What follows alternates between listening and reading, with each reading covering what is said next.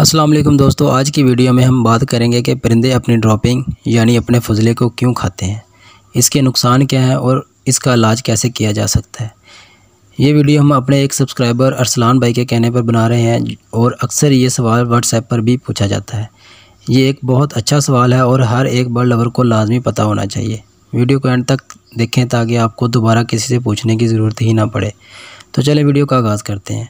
हम में से बहुत सारे दोस्तों ने घरों में परिंदे तो रखे हुए हैं, मगर हम इनकी कैल्शियम, विटामिन और खुराक वगैरह का ख्याल नहीं रखते, जिस वजह से परिंदे अपनी ड्रॉपिंग यानी फजले को खाकर इसकी कमी को पूरा करने की कोशिश करते हैं।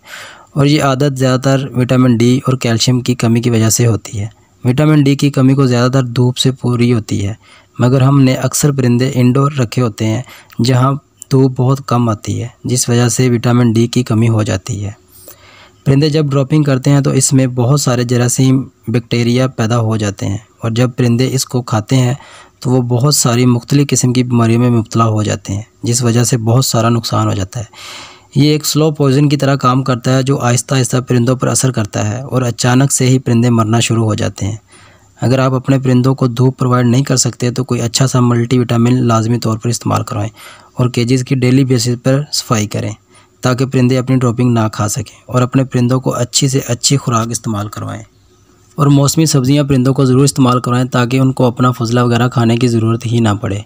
और कोशिश करें कि परिंदों के लिए केजेस ऐसे चूज़ करें जिनकी ट्रे थोड़ी नीचे हो ताकि परिंदे अपने फजले तक ना पहुँच सकें। इन कुछ एहतियाती तदाबीर की वजह से आप अपने परिंदों को इस आदत से ख़त्म कर सकते हैं। उम्मीद है आपको ये वीडियो पसंद आएगी। अगर वीडियो अच्छी लगे तो लाइक कर दें और चैनल को सब्सक्राइब कर लें।